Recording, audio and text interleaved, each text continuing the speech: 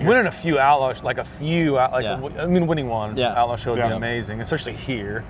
Pass your dad? Oh, I passed my dad. Yeah.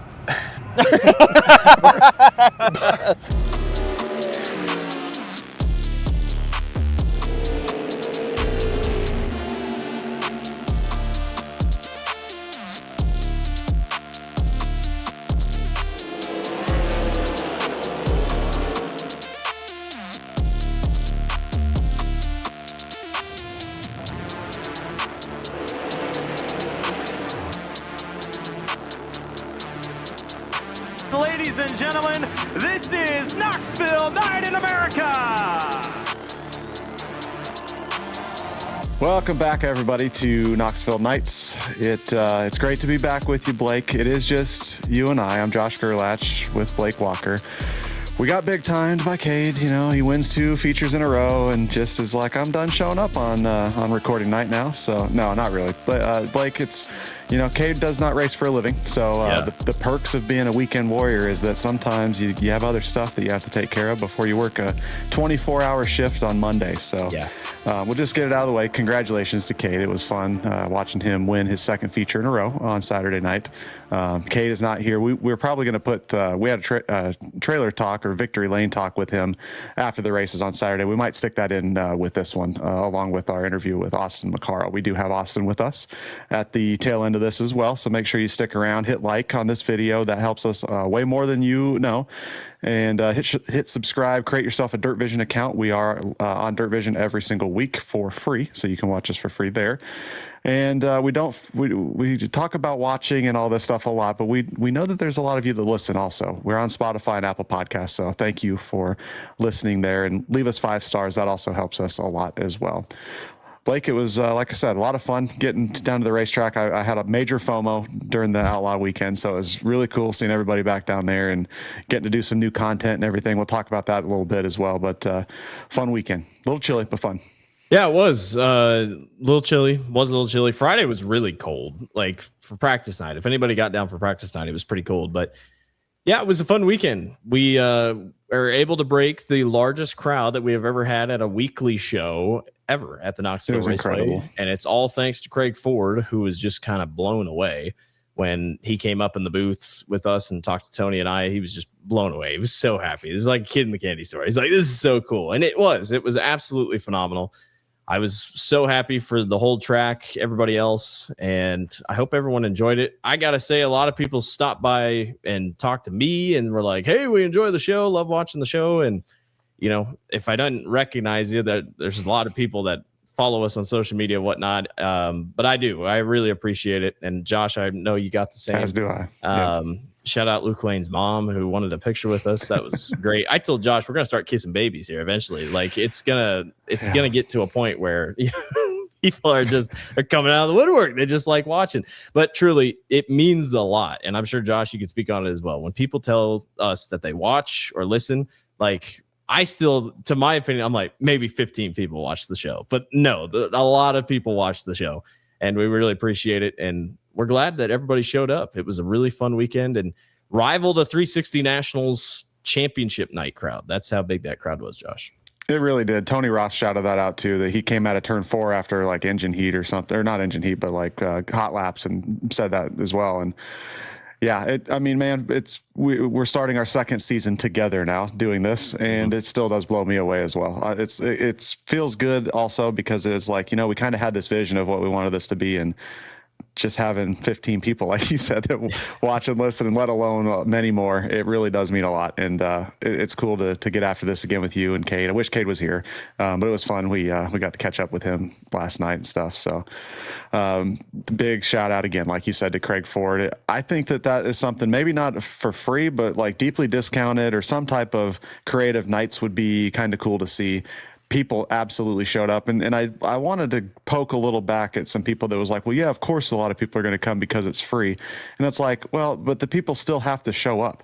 Just because it's free doesn't mean that people are going to drive, 5, 10, 20, 30 more minutes or miles or whatever, when gas is pretty expensive and stuff. And a lot of people showed up, and that was awesome. And I hope that we, even if we can make 10% of those people that came here maybe for the first time a race fan, then it was a success. So shout out to Knoxville and Craig Ford for actually doing that, because, I don't know what the margins are, but it's probably a little scary when you're like, hey, we're not going to charge anybody to come here. But yeah, it was good to see. I was pleasantly surprised when a couple times Mike Roberts and Tony would both ask the crowd, how many people have been here or are here for the first time? And it was quite a few hands up in the air. So I think that was cool. Really the coolest part of it all. And yeah, just a phenomenal job by everybody at Knoxville. Somebody on Facebook was like, well, they should do this once a month. I'm like, I don't think you can do it once a month. But I don't know about that, but yeah.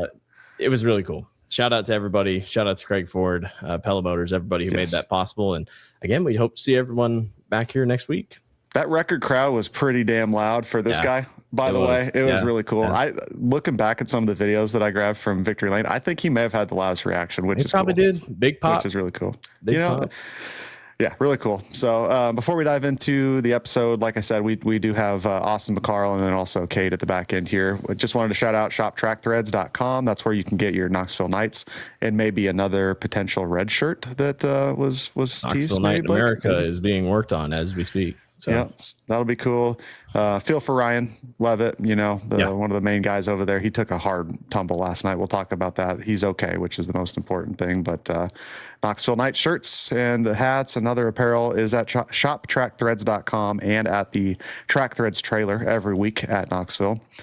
And it was also a big week for some legends at the Knoxville Raceway. Want to give a big shout out to Chris Duncan, Clint Garner, Josh Higday, heck yeah, Jeff Rasmussen, Jerry Smith, and Rick Van Donsler. They were all announced as in 2026 inductees into the Racetrack Hall of Fame, which is really, really cool. I'm very happy for Kade and his family and Josh. I've, known them for a long time, and seeing his success be recognized, and, he's not racing much, or maybe not at all this year, we'll see, but seeing guys that are not terribly far out, or in Clint's case, even still racing, get recognized. I like that a lot. It's better than waiting a long time when guys can enjoy it with their families and stuff like that. There is a banquet that's going to happen on June 27th at the Dyer Hudson Hall. It will be fun getting down there and celebrating those guys.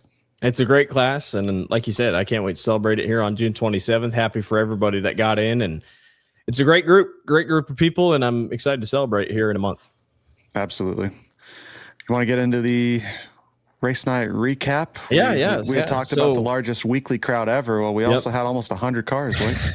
This was what also we believe the most cars we've ever had in May. 93 entrants across all three classes. And everyone's like, well, you had the Outlaws off. Only 4 Outlaws showed up. Right. I mean, we had a lot of 360s show up.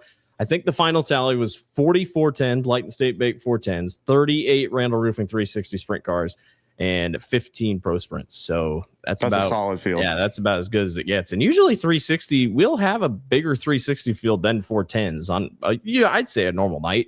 So the fact that we had 40 410s is a pretty big deal.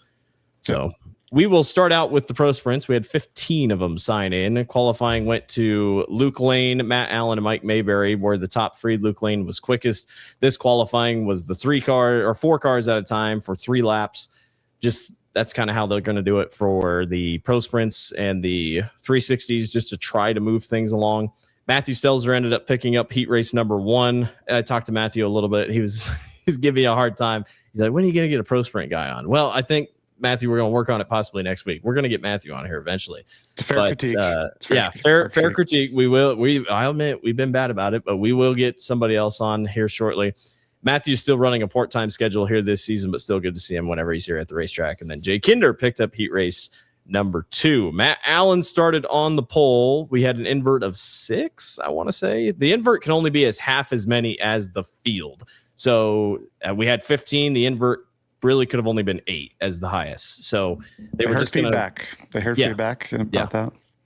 Yeah. So it was good feedback that they worked with. So they were really happy to work that in. And then that gave Matt Allen the chance to start on the pole. Chase Young started second to his outside, and Chase looped it going into turn 1. It was really weird. Just kind of looked like, I don't know if he thought the track was going to be a little bit slicker, and he kind of got off the gas and it just kind of looped, but everybody missed him. And Josh, we talk about restarts. Restarts are always the craziest part here at Knoxville, and turn one catches a pretty well-seasoned driver early in the season. Nope, nobody's immune from it. Go to try to make a move or whatever, and I don't think that that Chase gets to run a lot outside of Knoxville, so I don't know if that was his first kind of full night in the car, but Knoxville's tough. It doesn't matter what car you're in, and Luke Lane capitalized on it once they went green again, though. Hey, jump back out to the lead. Tim Young got upside down on lap 4. You don't really see pro sprints get upside down, and it was a really, how do I say it, light flip. I mean, I didn't look at the car. It looked like maybe just top wing damage, honestly. The rest of the car didn't seem to be too bad. He literally just got pushed back. I don't know if you can see anything. Mike, the car owner, afterwards, Mike Lang, and he said, basically was, top wing damage, which is okay, but it's still those aren't cheap either. It would have been a lot worse if the frame or something was hurt, and I like to see that. Not the crash, but like that he didn't, really tear up a bunch of stuff, because, those aren't super high budget teams, and anything like that, definitely you feel it for those guys. I'm sure Kade would say it as well. The track was really slick, like really slick. It's the type that I hate driving on iRacing when it gets that slick, because it's just, you're so off throttle. You're just waiting. Luke Lane held the lead. Jay was in second, but Jay was getting close, and that's experience. Yeah. I guarantee it was experience. And then Carter Hansen on the white flag put it in the wall in turn 1 and 2, so we had a restart. And in my mind, I'm like, ooh, I don't know if Luke's going to be okay. And I think Luke was also thinking, I'm not okay. We talked to Luke afterwards, and he's like, I don't think we're going to have a shot here. He had to nail the final lap, Josh, and he did. He absolutely nailed it in turns 1 and 2. And then in 3 and 4, Jay just kind of kept working the middle. Jay was going to try to pass him in the middle. I think maybe he caught him a couple breaks as Luke was kind of sliding up. I was surprised that he didn't get to him more side by side coming to the white. But it technically was a photo finish, maybe about half a car length. Luke was able to beat him to the start-finish line. And while the actual race up to that point wasn't probably the most exciting, I am happy that the race fans got a good finish, because you get the young and you get the old of the pro sprints working at it. And it was just a really good finish. Those two will be battling all season long for the championship. No doubt about it. And I think we talked about that in our season preview. I'm pretty sure that we thought it was going to kind of come down to those two guys, and they showed why. I also think that that's why Jay showed why he is as respected by everybody in that class as he is, because never it crossed my mind that he was going to do anything to dirty him out, try to move him out of the way or anything like that. And he did kind of run the diamond line and tried to go up, catch the cushion and run it down to make momentum, and it worked. And I actually think that Jay was probably the faster car of the two there at the end. And he just, those are a lot of momentum, momentum racing, and just couldn't quite get it built up enough to get by him. And Luke was able to close it out for his second win in a row. And it was like, okay, we're Cade's up front, for the next race at that point. And it's like, we might have a good night going, might have a repeated championship night from 2025. And yeah, it was fun to see. No shoey. I gave him some shit. He said I don't think we're ever going to see a shoey again. I think what was his words? He's like, never again. Yeah, I think so. Yeah. Luke Lane. Come on, Luke Lane is your winner. Jake Kinder is second. Matt Allen is third. Tyler Thompson fourth. Matthew Stelzer came fifth. Chase Young. Your biggest movers of the race were Derek Clark +3, Luke Lane +3, Jake Kinder +3. I technically, in a way, Chase Young was your biggest mover, because he wrecks, goes all the way to the back, does recover for 6th. Casey Fredrickson was 7th, Mike Bayberry 8th, Brody Johnson 9th, and Jeff Wilkie round out your top 10. So fun night for your pro sprints. Glad they were able to get a good feature off and a pretty good finish. Hopefully that's a sign of good things to come here this season for those guys. For your Randa Roofing 360 Sprint Cars, 38 cars signed in for the evening. Cam Martin was quickest in qualifying for Flight A. Again, if it's 32 or more cars, we split the qualifying in half, try to make it a little bit more even. Cam did go out early. Caleb Johnson was second, JJ Hickle third, Kade Higday was fourth, and Ryan Giles was fifth. And then in Flight B, Tony Rost, who showed good speed on championship night last year, really backed it up, put it back on the front. He was fastest in Flight B. Tasker Phillips second, Clint Garner third, Evan Semerod was fourth, and Sawyer Phillips was fifth. In the heat races, Ryan Giles was able to get away with a win in heat race number 1, just kept putting the bottom. He never left the bottom, and it worked the best for him. Caleb Johnson was the winner in heat race number 2, Sawyer Phillips in heat race number 3, Tasker Phillips in heat race number 4, and AJ Johnson was able to get the win in the B main. The invert was 8, so that put Carson McCarl and Kade Higday on the front row, and McCarl jumped out to the early lead. Shout out Tom Smiley. It was his birthday yesterday on the sponsorship side for that Verville 01. McCarl jumped out to the early lead, but he had clean air, Josh. We know how much clean air is important. And once he got to lap traffic, that's when Kade came alive. Yeah, I don't know about you, but Kade kind of showed him the nose a little bit. Kade got a really good start, initial start actually. And I was like, okay, we're going to race this out a little bit, showed him the nose. And then Carson was like, yep, see ya. And just took off. And I was like, okay, well, we're going to see this decided in lap traffic. And that is what happened. McCarl did get into a really good lead, and I thought that we were going to have kind of one of those classic like top 5 battles. Little did I know that was actually in the next race after that. Once in Kade, even after breaking it down a little bit, I don't remember if it was on camera or not, but said that he could kind of see that Carson's car started to change a little bit as well. It looked like he maybe was freeing up just a bit, and Kade kind of went the opposite way. His came in a little bit more on the good side, and once they got into traffic, Kade was just able to really plug the bottom and make speed, and he got by him on lap 9, Kade did, and kind of said see ya with Cam Martin right in tow. Yeah. Kade was really good through lap traffic, did everything he needed to do. And the track was just it was so slick. The top worked, the bottom worked. I thought it was a good surface all night long with the Duncans. We talked to Brad after the race, and he thought it was really great as well. And I agree. We'll talk about it more in the 410 feature, but Kade was able to get through lap traffic pretty well. He'd get stuck behind Alex Vandervoort for a little bit, but nobody else would be able to go. Everybody else was just kind of stuck in their own lane. The pace was kind of different.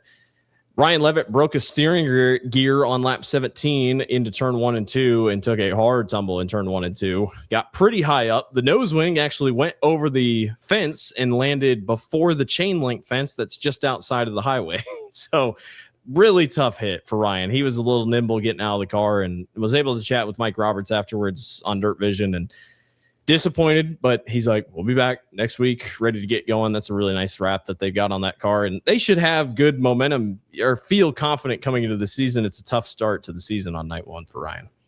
Yeah, I mean, obviously you hate that for anybody, especially, someone that, it's Kade's brother-in-law, so we're pretty friendly there. So, I just hate to see it. I didn't personally see it. I looked over and saw him kind of tumbling.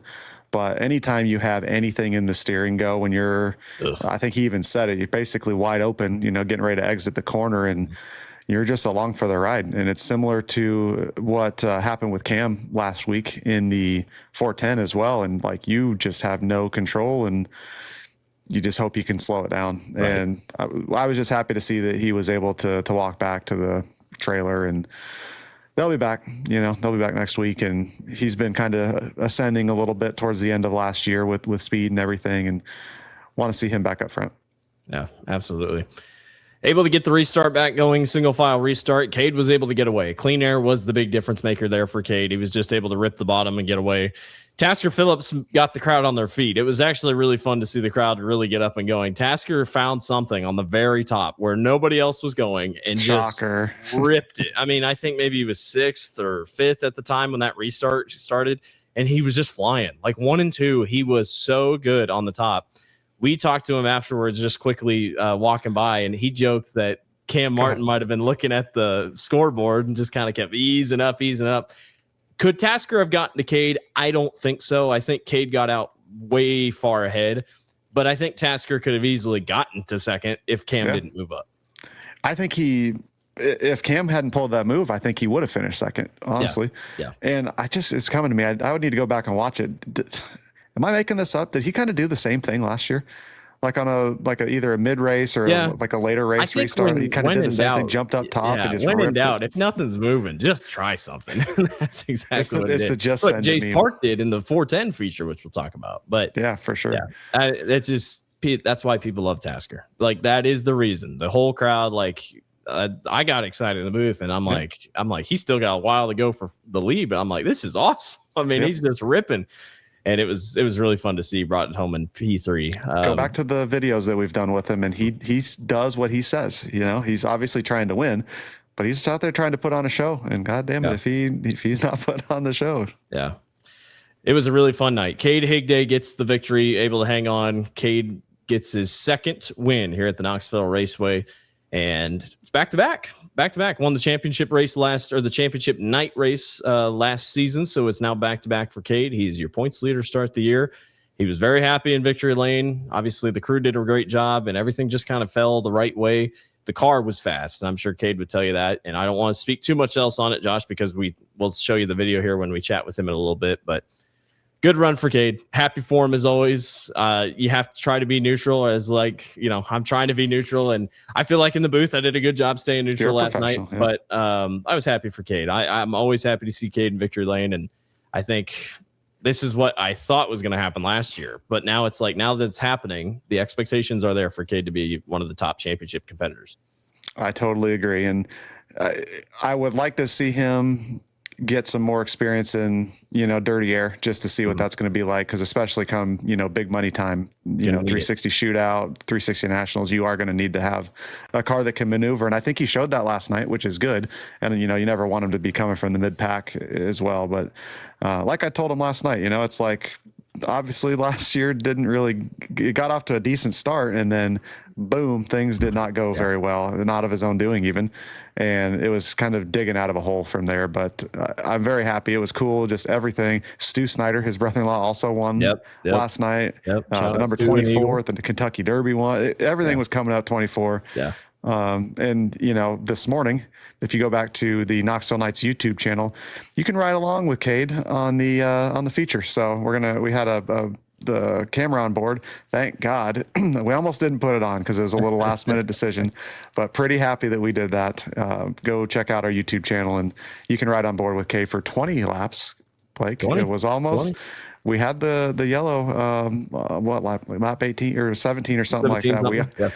We almost had the nightmare scenario that somebody put in the comments about, somebody's going to lose this on lap like 19 instead of winning it on 18, but Kade got her done. So it was good to see. And Cam, Tasker, they battled it out for the podium. Cam got the best of Tasker there. Caleb Johnson fourth, Carson McCarl in fifth. Caleb is going to win in that Seidenkranz car this year. Man, they were fast. Yeah. They were so fast. And I think that's a good confidence boost for Caleb, because I think that's going to take a little bit for the Hybrid or 19 to get kind of shook in. I'm sure he's really excited for Houston and whatnot, but Caleb, I think, wants to get better at Knoxville, and I'm sure he'd tell you the same thing. And he's probably listening right now. I know he is. Caleb, if you're listening, stop and text me right now that you're listening. But yeah, shout out to Caleb. First. Safety first. But he did tell me he would text me if he's listening. But good run for Caleb. For sure. Carson McCarl. He had a nice Knoxville Knights shirt on as well yesterday. He did. He had his Team Netcode shirt on Friday for a practice night, but you just weren't there to see it. But Carson McCarl was fifth. Ryan Giles is sixth. JJ Hickle seventh. Sawyer Phillips eighth. Clint Garner was ninth, and Jamie Ball round out your top 10. Your biggest movers on the night. Dustin Selvage goes +6 to 11th, and a +9 for Alex Vandervoort. Goes all the way up from 23rd out of the B to 14th. Good run for Alex. It's good to see Dustin's salvage that night, because thank you. Yeah, had almost a disaster in the heat race, and I can't believe the car wasn't damaged more.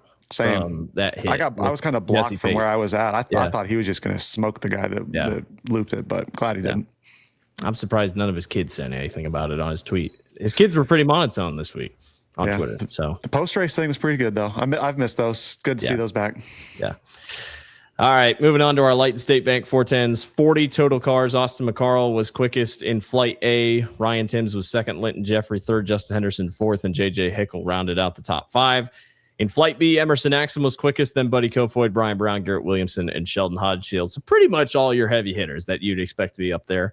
Jace Park was quickest. Yeah, he was quickest, but he was the winner in heat race number 1. Sawyer Phillips, heat race winner in number 2. Sawyer won both heat races last night, 360 and 410. Terry McCarl got past Brian Brown in heat number 3. I made the joke that I was like, there was probably a couple people that hadn't been to Knoxville since, whenever Terry was just dominating at Knoxville. And last night was their first time back, and they're like, "Man, nothing changed. I guess Terry's still got it." I was so happy for Terry, and we were talking to Austin. Terry was pretty pumped up afterwards. Chris Martin won heat race number 4, and then Jamie Ball was able to take the B main to set us up for the A main. Sheldon Hodenshield and Austin McCarl led the field to the green. We had an invert of 10. So, I mean, we could have tossed out money last night. There was a chance. Yeah. Well, there was a chance, but it just wasn't meant to be, Blake. Who was that? Who started 10th? Jace Park. That would have been. Oh, you know what? That would have been awesome. That would have been awesome after that show. Cool. He should have had third, I think. Yeah. We'll get to that. I have had a couple people reach out.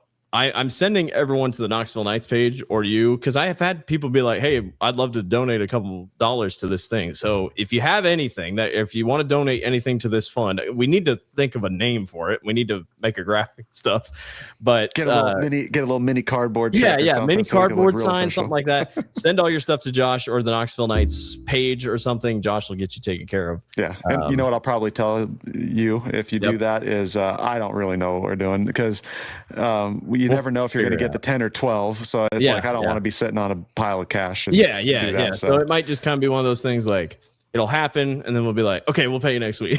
But we are sticking to it. We are going to do this award.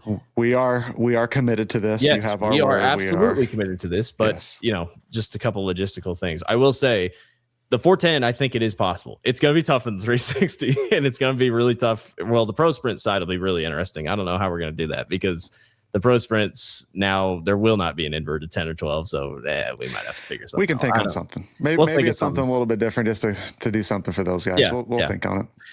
So Sheldon and Austin McCarl led the field to green. Sheldon led lap 1, and then, oh my gosh, it was absolute cinema, as they say. It was so cool watching these guys go for it. Sheldon Hodenshield, Austin McCarl, Ryan Timms, Garrett Williamson, just threw haymakers at each other. It's like huge sliders where you're like, he's not going to try that, is he? And then he goes into 3. This could be anybody I'm talking about. And they just send it all the way up. Garrett Williamson had a really couple big sliders to take the lead. I'm like, whoa, they got some good speed in that 23. He was able to get away for a little bit, and then Ryan Timms would come back, and then Timms would come get him back. Overall, it's hard to talk lap by lap, Josh, about what happened. It really is. But it was so fun to watch, and it was unbelievable racing there for at least until we had the red flag. Yeah, the red, it sucked that came, because I think that thing could have probably went flag to flag, and who knows what would have happened. But yeah, man, I was standing up in the tower like I always do. And, the guys that are usually up there were kind of just sharing looks like, damn, this is pretty good. This is fun to watch. And I joked in our notes here, to steal a quote from Jack Anderson last year, Ryan Timms almost saw God on lap 7 going into turn 1. He mentioned this in his interview post-race with Connor over at Always Race Day, that he was probably a foot away from the fence. I was watching him at that time, and holy cow, that he got up over the cushion, and it's shocking that he did not do what Brian Brown did on whatever lap it was, where Brown was trying to chase down Sheldon for top 3 spot and coming out of 2. It goes to show it wasn't like a quite super duper gnarly, but that curb was built up pretty good. Once you get in there, and we talked about it with Austin, it's like a snowbank, and you are out of control, and you are just along for the ride. And unfortunately for Brian, it did not end well. He's not had a good relationship with turn 2 over the last several races that he's been over there. Great to see him get out of there, though. I'm not going to lie. I was a little worried when it took him a little bit, and you have guys huddled around his car, but I was glad to see that he was able to get out and walk away from that one. Yeah, it was a tough tumble, and they should be happy with the speed. I mean, he was running top 5 at the time. I think a couple things could have worked out. I think he would have been right there. If Brian would have started on the front row and that was the track that we had, I think Brian would have probably won. That's Brian's type of track where he can just get on the top and rip it. But yeah, just tough tumble for Brian, and obviously we hope for the best here, and tough start for the points season for Brian. I was about to mention that too, because if you take, because Ryan also confirmed again that he is running weekly at Knoxville except for Eldora. Yep. So that's pretty much going to take him out of the points unless he manages to somehow win every race, which is not out of the realm of possibility. He said, in his words, he's like, we got to build enough of a cushion that when we miss Eldora to go to Eldora, we can afford to miss. And I'm mark it down. Brown has a DNF, so he might be out there anyway, but I'm not wishing any bad luck on anybody ever. But racing's racing, and stuff breaks sometimes. And, if Austin has a bad night, which we kind of probably bank on him being here, even through that Eldora weekend, say he has a couple bad weeks and Tim's is as dominant as we've seen, I have no reason to believe that he's not going to be a contender to win anytime he hits the track.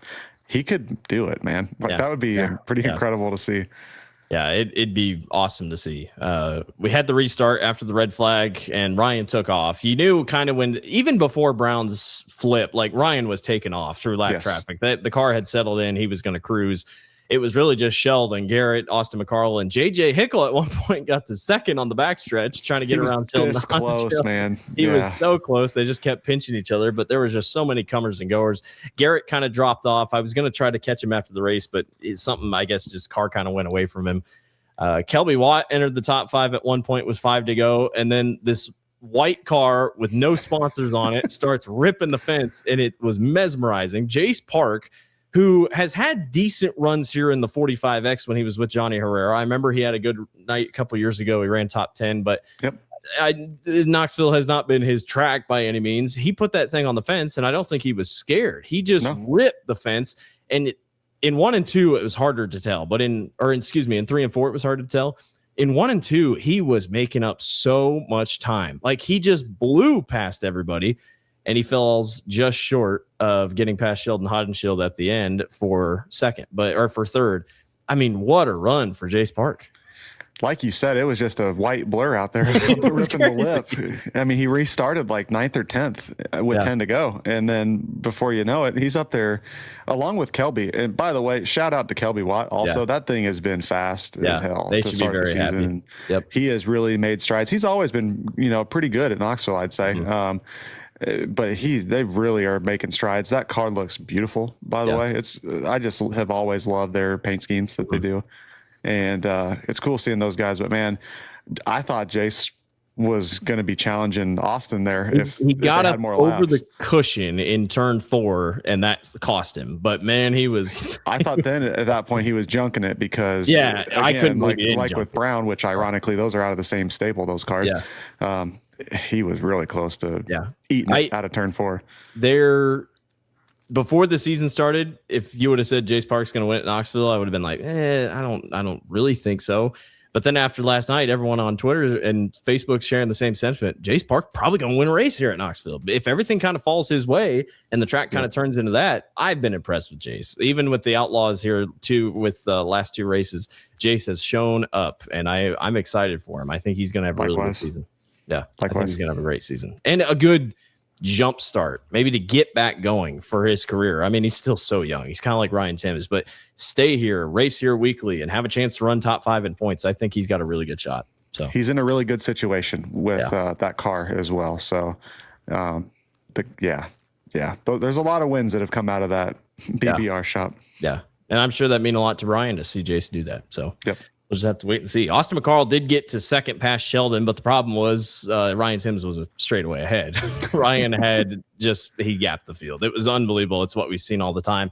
And Ryan Timms goes to victory lane for his 7th victory at the Knoxville Raceway. He scored 6 of them last year. Now he has 7 here to this year. Just kind of looking at the numbers, he's already 1 behind Brad Sweet, who has been racing for a long time. Brad Sweet has 8 wins at Knoxville. Besides last week, he would have been tied with Brad Sweet. So Ryan Timms is now a 7-time winner here at the Knoxville Raceway. That's just in 410 competition. He's got a couple 360 wins thrown in there, I think. But the stat that I wanted to talk about that I tweeted about, and I was sitting in bed last night, and I'm like, man, I was trying to think back. In his last 12 starts, this is Ryan Timms. In Ryan Timms' last 12 starts, 12 410 starts at the Knoxville Raceway, that would be dating back to July 12th of last year. Ryan Timms has only finished outside of the top 4 once, and it was a 10th place finish at the Capitani Classic back in August. It is an unreal streak that the Shane Lee Big Ten is on. They have got Knoxville figured out. It's the same thing as last year. They run podium both nights with the Outlaws. Mind you, those 12 410 starts includes the Knoxville Nationals, includes his prelim night. I mean, they are on another level right now at Knoxville, and he is the man to beat. Period.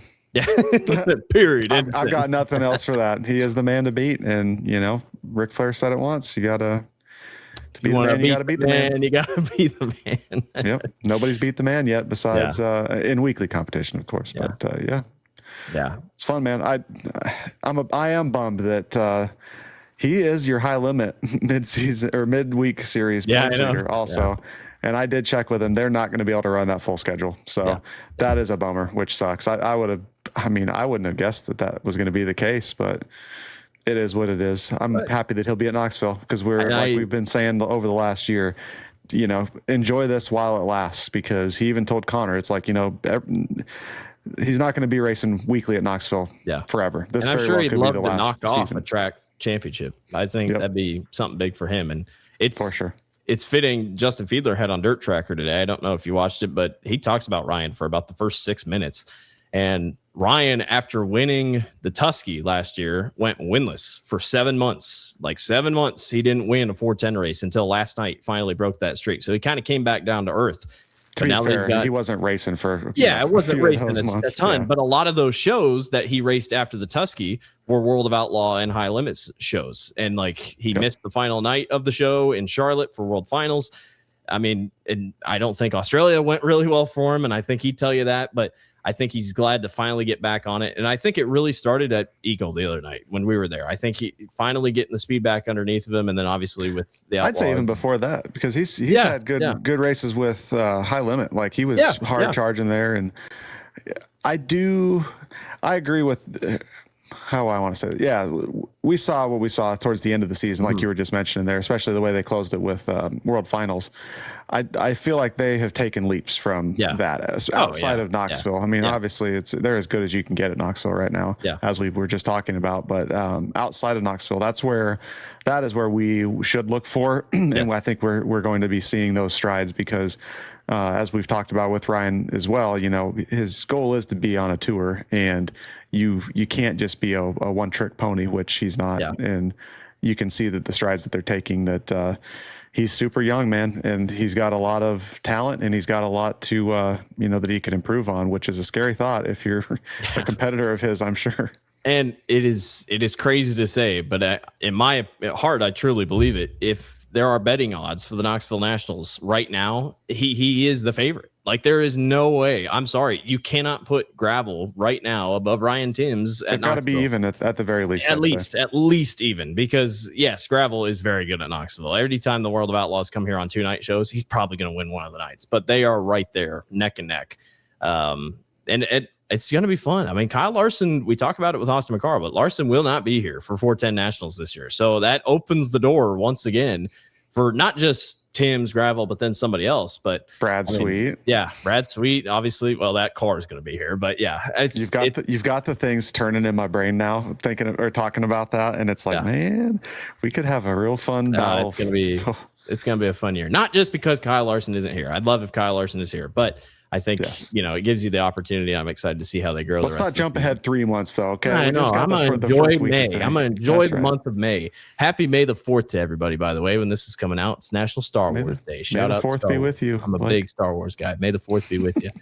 All right, let's go over our top 10 here. Ryan Timms is your winner. Austin McCarl is second. We'll talk with Austin here shortly, but very good run for Austin. Sheldon Hodenshield was third. Good learning night for Sheldon Hodenshield. I'm sure they're happy with how they came out. I'm sure they'd love to win, but good stats for him. On that real quick. Yep. That was a good step forward for him. I know it's not a World of Outlaw field. However, Knoxville ain't in his track. no. And also a bummer. We didn't even get to mention Buddy blew up.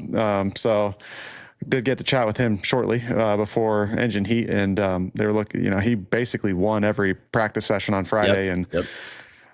I don't know. Better here now at Knoxville to blow the motor than to go to Pennsylvania here this week and then blow it up and lose points in the World of Outlaw standings. Yeah, and he was good. He was pretty solid for the Outlaw weekend also. That's another guy, obviously Sheldon had a really good weekend, this past weekend too. So good to see those guys trending in the right direction. Sheldon Hodenshield was third. Jace Park was fourth. JJ Hickle fifth. Kelby Watt sixth. Garrett Williamson dropped back to seventh. Good to see Garrett back here at Knoxville. For a little bit, I'm like, he's going back to victory lane here. I love when Garrett's here. So awesome for Garrett. Chris Martin was eighth. He won the Sprint Invader show at Columbus Junction on Friday night. Shout out to Chris. He will be on Sprint Car Nights Sprint Car Nights. I don't know why. Sprint Car Nights tomorrow. So we're happy to finally talk to Chris. Terry McCarl brings it home at 9th, and Tasker Phillips goes plus 13 to finish 10th. Just kind of somebody else to talk to you about. JJ Hickle. Yeah. What do you think about that 2M? I mean, they should be thrilled. They should be absolutely thrilled. Matt Morrow and them, they're going to win a race. They're going to win a race, dang it. JJ Hickle's going to finally win at Knoxville, man. It's going to happen. They should be very happy. I think this is going to be a good year for them. I totally agree. And that is, oh man, we've said it before and we talked to Matt. That is such a great pairing because it's also not a pairing you would maybe think of off the top when you look at the personalities and stuff, but they fit together so well, and it's fun watching Matt watch JJ race and listen to him sometimes too. It could be a little entertaining. I agree with you. I do think he's going to be challenging for 410 wins, but I think he could also be challenging for 360 wins. Oh yeah, the 360 classes. I know we touched on a little bit ago with Caleb as well, but I think JJ is probably going to be challenging in his own 63 car there. I'm just so excited about the racing that we have that's coming up weekly here in Knoxville. It's going to be a blast. All right, we had a chance to sit down with Austin McCarl and Kade after the race, so we're going to send you over to those interviews from post-race last night after the Craig Ford Pella Motors night. Austin McCarl joins us here tonight on Knoxville Nights after the conclusion here of Craig Ford Pella Motors night. Austin, a P2 tonight to start the season. I mean, got to feel pretty good regular season-wise. A lot of good cars here tonight. Absolutely. You lost to the Knoxville Nationals champion, but final thoughts on final thoughts on a good, strong night for you guys. Yeah, really good. We came here last night and just made one run. It was weird last week. I left not feeling very confident, even though we passed a bunch of cars on Saturday. It was just kind of weird. Like Friday, I just felt like we didn't qualify as good as maybe I expected, even going out when we did in the track conditions. And then like Friday, the racetrack was just, it was just kind of tough to pass and fast. It rained the night before and the air's been really good. So, Saturday was kind of, it was not fun being in a non-qualifiers, that's for sure. But I don't know, in a weird way, I think it might have been a godsend because we kind of tried some stuff and I think I liked it, and we kind of applied some of it tonight. And some, it's kind of a totally different racetrack than last week too. So I don't know if it was good or bad, but all in all, if you'd have told me I was going to run second tonight, I'd be like, okay, you know what I mean? Like, I think a lot of things, but I think this new format's definitely going to be like a roulette wheel. Yeah. You know what I mean? Like, I don't know. I think guys are already manipulating the system, and it kind of bites them or it doesn't. I don't know. So it's going to be weird. It's going to be fun to see how it shakes out. And I think 25 laps is a great thing. I'm not going to lie. Before the feature, I would have told you it probably would have locked down like last week, and it didn't at all. So talking about the format and trying to game it or whatever, it feels like there is a lot bigger risk reward if you do try to, Yeah, I think so. Not win or finish second or something like that. I think it's going to be kind of like a roulette wheel. Especially if there's 3 or 4 heats, that's a big thing. Like you saw some fast guys. In my opinion, the racetrack was pretty tough to pass on. Like, especially in the heat races, and even only inverting 4 compared to 6 now. Like you saw a lot of fast guys like start 4th and probably going to run 4th. Like Buddy blew up running 4th, and he's been a rocket ship for 2.5 weeks. Yeah. So it's going to be interesting. It's definitely going to be interesting. Qualifying definitely doesn't mean what it used to. And I don't know. It's just, I think it's going to be exciting. That's what I told John over the winter was I think it'll shake things up a little bit. And I kept using the example of like Rico coming a couple times to weekly shows and starting on the front row of the feature. And I was like, nobody wants to come here and watch the, presumably like the high limit champion and like Ricky Warner and just like lead 25. You know what I mean? I just like, let's mix it up a little bit. This weekly racing. And I thought tonight proved it. I thought tonight was awesome. Yeah. It ended up being a great race. It was good from the crowd. Yeah. And I know you would never complain about starting off the front, going out and winning like you just said, but like no. After after the heat race, I was irate. I felt like I was pretty good, and like you just kind of like JJ did a good job getting me back, like me opening up down here, and that's the thing. Sometimes it's just too fast. I just wish there was like consequences for missing the corner, but like those guys did a good job, and then you kind of float around there, and like I was standing over here, and I was just like, the only chance I got's a 10 or a 12, and I think there's only one of each in that thing. At least I know there's only one 12. And sure, like I came back and Robert said the 10, and I was like, shit, I think I'm all right. I think I'm all right. I don't think I've ever asked you. Are you a guy that likes running the top, or are you guys that likes running the bottom? So like tonight, you had to be the top. But like, what do you prefer? The top's easier. Yeah. In my opinion. Was it like tonight?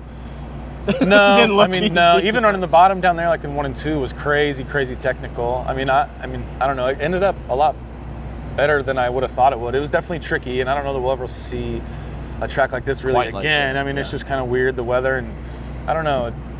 It's just weird. It's so fast on the bottom all night, and everyone wants the bottom, and then like the bottom goes away eventually. It has to, right? And then the top just becomes dominant, and like it just builds a curb like that. So I don't know. It got treacherous. It got weird for sure. So we kind of started to get into this the other night when you were very blurry, but kind of mix tonight's stuff in with what we were going to talk about earlier in the week, and I had said that you were pretty much always going to be a sprint car driver, right? And I for some reason I remember going to Jordan Creek Mall when it opened up with my mom, just me and her, and we were walking in one time, and she was asking me like if the weird question of what do you want to do when you grow up, and I just said race car driver. And she goes, if you could do anything else, like the answer can't be that. Like, what would you do? And I was just like, I have no idea. Flag. Honestly. Official, or I mean, a crew chief, I think probably would be my righteous path, but I would be involved in the game somehow. Yeah. I don't know how to do anything else. I don't know. Like, I love this. This is home to me. This is, I don't know. I like, we're having the conversation, probably you'll edit out or whatever, like beforehand, like I get so passionate about it because I want it to succeed. I want it to thrive. Right. I am nothing without this. You know what I mean? It means something. I want that. Yeah, absolutely. It's a bee without a flower. Like we gotta have somewhere to race, and this is the best place on earth, and you just want it to prosper. Right. I don't really know how to ask this question, but you're a 4-time champion, track champion here, and every time, in the last couple of years at least, as your family's continued to grow, you always get emotional in Victory Lane, and then you always say the same thing. You're like, man, I don't know why I'm getting emotional. But I don't know. Talk about your family and being a 4-time champion and seeing what your dad's done, seeing what your brother's doing, and to know that you've had your family growing up, and now they're just seeing the success that you're having in those moments that you enjoy having in Victory Lane. Yeah, my brother and I were joking the other day, like this is like Cole's 1995. Yeah. like that's kind of weird to think about. Like, oh shit, like and time flies, man. And I don't know, it's crazy that my dad's even still racing at 63. Compared to last year, you were coming in here pretty hot, and you just had some weird stuff that's been kind of going wrong with you this year. How was the confidence coming into the Knoxville opener last week, and then weekly? Last week very high. Today not as high. Well, the top wing stayed together. That's a plus. That's a plus. Definitely a plus. Live and learn, I guess. Yeah, it's weird to qualify with 2/3 of your wing. But anyway, I just Scotty, if it would have just lasted one lap, like just to give me a chance. But like I said, it might have been a blessing in disguise. Like, because like for the non-qualifiers, like I said, we kind of were like, hey man, like this is the perfect test session to try it. You know what I mean? Whatever. And I came in from that, and I was like, we got to keep that on. And it was okay in the heat race or whatever, and worked in the I don't know, it's just fun. But I mean, coming into tonight, I'm not gonna lie, I was nervous. I'm anxious. Like, qualifying was big for me. Like, I think I was 4th quick overall, so we still got some work to do there for sure. And I think me and Scotty know where we can get better. But like last week, like the first night, like you're just not in the game at all, really qualifying, and went out in the middle. And then the second day, you're in the non-qualifiers, so you're just like I said yesterday, we just came and just really did one like mock qualifying run with everybody on the track, and we were 2nd quick, and I was just like, we don't need to put any more laps on our motor, like. That's all I was nervous about. I felt like I could race. You know what I mean? Like when the track gets weird and people are sliding across, I felt good, like maneuverable. But it was just like you got to be good for those 2 laps, especially when they're here all the time. Like and in the nationals, like it's so many points. Like you got to qualify. So Just, I guess I'll rope in one more. When Tim's is so fast, and you saw what Tim's did last year, like if you can match what the 10's doing or beat him, like you got to have good confidence that that's going to translate to August. Yeah, he beat me pretty good tonight. I mean, my bad straight away. No, it's fine. Like by the time I got back to 2nd, he was gone. I was like, well, like I guess it's like having clean air. I hope for a yellow again, get a restart. But I mean the guy won the nationals by 4 seconds or 5 seconds, whatever it was. I mean, and especially on this is the Ryan Tim special, bud, right here. So, happy to run 2nd and beat the 18 car and some really good guys. I know JJ was up there, and like you said, just get a great start to the year. And I don't know that we'll see a track. I'm kind of shocked they're not grading it. They're just leaving it. This is the first time in history we haven't had to do a whoop section across this track leaving, but. But no, I don't know. We'll see what we get. I think the weather's going to change. I don't know about next week, but in a couple weeks. So we'll see. It's fun. I'm like I said, the new format I think is going to throw a wrench into some things. I mean, I think you're going to get some guys trying to game the system that might bite them, and they might game it perfect. You know, I mean, you never know. But 25 laps I think is huge. I wish it would have went nonstop tonight. But I don't know. I'm excited. So maybe a little odd question because you're still, you're only what, 34, 35, 33. Don't chill. No, you're a little younger than me. Okay, my bad. So you're still, arguably in the prime of your career. What after 4 championships here, what would feel like you accomplished it all besides the easy Knoxville Nationals and everything? What would make your career complete here? Winning a few outlaws, winning one outlaw show would be amazing, especially here.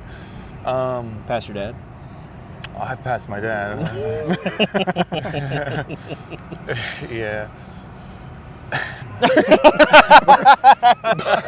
But no, I mean, to answer the question, just those, I think the cliche checkmark things, winning an outlaw show here, again, I think would be special, or Huset's, and we race a lot there too this year. I think like leading more laps at the Nationals type of thing. The outlaw shows in Nationals, the big ones, right? Like you want to win every week, obviously, but I think when David Gravel and Brad Sweet are here, it means more. You know what I mean? Like, you're just naturally like, those guys are the best. You know what I mean? The best teams and the best drivers, clearly, and they make whatever. I'm just trying to say, but like, would 360 Nationals mean a good chunk? You're a prelim, prelim winner, 2-time, 3-time prelim winner. So you've been close. You want me to go on a tangent? Oh, no. Yeah, go ahead. Are you getting cold? No. I was worried about you. Give us I think the 360 Nationals needs to pay. It pays great to win. Yes. It pays great to win. And if you lead all the laps, and like I think Wright's leaving that year when he got beat barely, made more money than Brown. He did. Yep. Which is cool, whatever. Yeah. But I'm just saying, like, on back, if it's basically going to be a high limit show, well, if we're all going to start spending $80,000 on 360s, like, it should pay like a 410 race, is my opinion. Yeah. Well, I think it's becoming more popular. You're getting more guys coming down. You could argue it's some of that's the what I best mean. races It's- of those 2 weeks. Might as well. It's basically a high limit show without their sanction. Yeah. And they just Like, throw 360s in it. You know what I mean? Like most of those guys, at least now, like now that it pays good, aren't going to go to Peevely. It's a 6-hour drive here to the Cappy. You know what I mean? No crew guy really wants to do that. Not a soul on earth. And it's hard as hell getting out of there. To come race 70 guys, absolutely. That's what I mean. It's a pain in the ass. Yeah. Like, so, those high limit guys who aren't outlaw committed are absolutely, why wouldn't you? Yeah. And most of them have the leverage or the like teams that can get good 360s and you know what I mean? Like, I just think it should pay a little bit. Yeah. Larson will only run he'll only run 360s this year because he won't even be here for Richmond night race. The Cappy should pay better too. Yeah. The Cappy rubber. Spoken like a true driver. The Cappy rubbering last year, like I love the Cappy, but when the Cappy that's rubbered last year, I'm like, man, this is such a cool event just to rubber. But yeah, you talked about Houston's, just kind of wrapping up. You guys are going to be at Houston's a couple times this year. You going to run points at Houston's, or are you just going to go? I think so. That's the plan. Well, we'll see. We'll see what happens. And then what else? else? Those are there every day, so it's just like. You going to catch some of the high limit shows around here? Like they're going to Davenport, they're going to Harlan? Yeah, that's the plan. We're actually going to Davenport on Friday with the IRA. Oh, cool. So it'll be a 3-race weekend next weekend with hopefully Davenport. Scotty said the weather's looking great. Yeah. But Davenport here, and then Houston's on Sunday. So Cool. We're getting back to the OG McCarl days of the There you Knoxville. Finally. I got all my hotel rooms booked for the whole year. I'm ready. All right, sweet. Explain the hat. Colin Ryder. I'm not a Colorado. Oh, what? My son's names are Colin Ryder, and I needed hats. I was running out of hats, and Keith hasn't gotten me any hats. I hope he watches this whole thing. So I've been out of hats, and I was just on New Era one night, and I was just like, hey, CNR. That's dangerous. That's Yeah. dangerous. I bought an Atlanta Braves hat, and Alyssa goes, oh, is that for Alyssa? And I was like, no.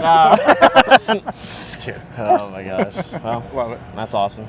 Austin, we appreciate your time. no Thanks problem, for hanging no out with us, and maybe we'll have, at the end of the year, see you here for 5 championships. I hope so. Yeah, We'll see what happens. All right, Austin McCarl joins us here on Knoxville Nights. It is post-race here from night number 1 of the 73rd annual season opener here for Craig Ford Pella Motors Nights. We are sitting in victory lane. That means one thing. The night's over, but Kade Higday did come away a winner. Second win, back-to-back, technically. This is fun. Yeah, let's keep doing this. It's good. Congrats, man. Thank you. I've said it in several interviews. I didn't know, even 5 laps into that race, I thought we kind of missed the setup, and then it kind of came to us, and I about threw it away with 2 to go. Like it was not easy. It was a chore for sure. And racing against the guys that we're racing against in the 360 class is hard enough in itself. And then when you make mistakes like that, it's scary. Yeah. We've talked a lot tonight. Yeah. I really enjoyed. I hope people watching at home enjoy. We're doing these little short reels, whatever, throughout the night. And I think we're probably going to keep doing those. Yeah, now. for sure. It's cool to get that peek behind the curtain a little bit and hear how your night's going. And it was you really ran a pretty flawless night, I'd say, outside of the first, whatever, 4 laps of your heat race. Yeah. Kind of walk through your entire night. It started really well, getting, fourth quick in your group, set you up with the invert and everything, and take us from there, sir. Yeah, we qualified good, and then I drove like a absolute sissy for the first, like you said, 3 or 4 laps of that heat race. It's And- rust. Yeah, it's Russ. Yeah, we'll account to that. But I finally got the ball rolling and like passed 2 cars in 1 lap in the heat race, and I'm like, well, where the hell was that the first couple laps of this thing? And then obviously we knew we had a good car for the feature and got lucky enough to start on the front row, and that honestly, like, it makes or breaks your night when you can start that far up and not have to pass the good race cars that I'm talking about in our 360 class. It was just weird, like the way that it played out.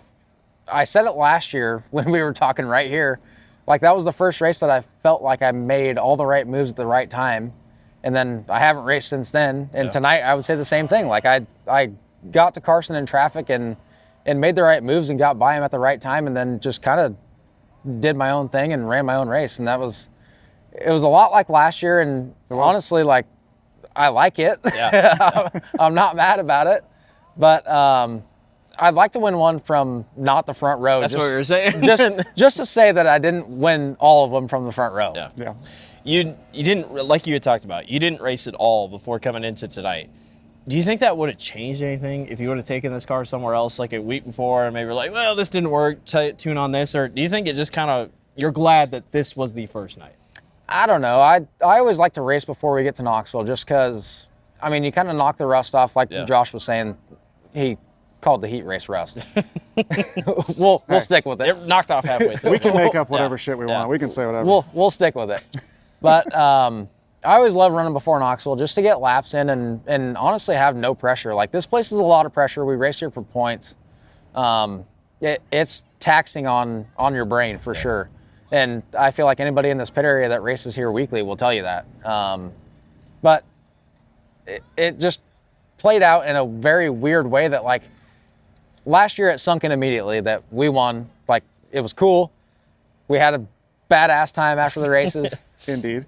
But like this one is different, and I honestly couldn't tell you why. Like it feels still, more business-like. It does. You're the points leader now, so you're like, this is a bit, you expect it. Like, in a weird way, you're like, you know you're fast, but it's like, I don't know. If I were you, I'd be like, next week. Let's get next week going. Yeah, Get for rolling. sure. Yeah. Well, that leads into what I was going to ask you. Is like, you're now a 2-time winner, 3 maybe, but 2-time winner. Yeah, is it? I know you always expect to be competitive and expect to win, but it's like, you can do this, and like you are a contender. You like said, you're the point leader. Like, you are going to be a team that they're going to have to contend with every week. Yeah, for sure. And that was where, like, I kept saying it last year. Like, we just had all the wrong shit go wrong at the wrong time. Yeah. It was just like everything just kind of snowballed, and then the last night it just worked out. And honestly, we got lucky starting on the front row and having a pretty good racetrack, but you can't really say that tonight. Like, it was not hammer down, just put it where it goes. It was, you had to drive it, and that was rewarding for me, I think. But I feel like that's also why it hasn't quite sunk in yet. Like last year, it was pretty much hammer down, just kind of do your thing. But this one was way different. It was, is that thing still on? Yeah, it's still on. Oh. Yeah, we're still going. As long as the red light is blinking, and we're not cutting any of this out. We had a whole time with Austin earlier. Hopefully, you guys don't know anything about that. You know, We'll leave it in. I didn't know. I was thinking about it. Trivia night, 15, 20 years down the road. Yeah. Who was the first 360 winner to win a 360 race that went 20 laps at Knoxville? Kade Higday. Hey. Could you tell any different? Like, could you, like, 20 laps is 20 laps. I will say that 410 feature, I was like, It was great. Let me get a little long, but it was a good long. Yeah, but, for sure. So- Yeah. Touching, kind of putting the bow on what we were just talking about, though, you drove around a former 360 track champion and a guy that won the 360 shootout last year that knows how to win around this place. What does that do to the confidence, starting the year off in that fashion and, looking ahead to what's to come? Yeah, it's great for sure. I said it in, I think it was the KNIA interview, that Carson's obviously a very great racer. I respect him a lot. He drives a very, very good race every time he's on the racetrack. To catch him, especially like I was telling you, I think it was like 4 laps in, I had no idea what to do. Like, he straight up built a drove, big lead. he drove away from me. Yeah. And I'm like, oh shit, here we go. Like, we're gonna start falling back here. And then I I don't know what happened. I don't know if I just got the wing in the right spot or maybe our car just wasn't that great the first couple laps of that race. But to catch him and pass him like that was pretty badass, I think. Like I said, it still hasn't sunk in yet. It might by Monday or Tuesday, and maybe I'll think a little bit differently about it. But even to be in the same zip code as that guy, especially starting on the front row like that, obviously he's proven that he's very good here. Yep. That was really cool, and hopefully we can keep doing it. Even in a win, do you study film from this race, especially lap traffic stuff? Absolutely. Yeah. Hey, hopefully I the can't, camera. I can't wait to watch that camera for sure. Yeah. No, that's awesome. Well, we're glad we're here in Victory Lane. We'd love to do it again. We just got to keep doing it. Yeah, we got to keep doing it. Hey, same time, same place. Yep, next week. points later. I will say, especially this crowd tonight, to see all these people come out, I want to believe that a lot of people have become fans of you because of this show. And the crowd roar There was quite the it was pop. big. It was a big Quite the roar. pop. Yeah, I didn't hear it because I was screaming and yelling, and yeah. it was its own moment. But yeah, super cool to see an absolutely packed house for Shout for out a to beginning all of of May you show. guys that came out. If it was your first time, your 1,000th time, Yep. brought a friend, whatever. Yeah. Follow Kade Higday Racing on Facebook. Yep. Buy some merch on Buy some merch. shoptrackthreads.com. That's right. We got Knoxville Nights. Absolutely. We're Kade working Higday. on Knoxville Night in America shirt. Yeah. It's coming soon. Coming soon. Coming soon. Great The night, purple, boys. yeah, it was a great night. The white and purple car is now 2-0 in a regular season competition. So Aside from 360 Nationals, it's undefeated. that's why I said regular. How about that suit and helmet? I know. I think. Well, he sick. texted me. I hadn't seen it yet. Well, I guess I'll look back on it at Victory Yeah. Lane, but no, that's cool. All right, that's all we got from Victory Lane. It is, what time is it? It is 12:30. Yeah. Once again, want to give a huge shout out to Kade for obviously sticking around with us after the race, being able to chill in Victory Lane, and then Austin McCarl. We really appreciate Austin. Didn't have to do that after we had such a struggle getting with him with the Wi-Fi and everything else, and he was so blurry. But Austin, good sport about it. We hope to so talk to blurry. Austin. Yeah, I know he's very blurry. We hope to talk to Austin here a couple more times this year. Good chat with those guys.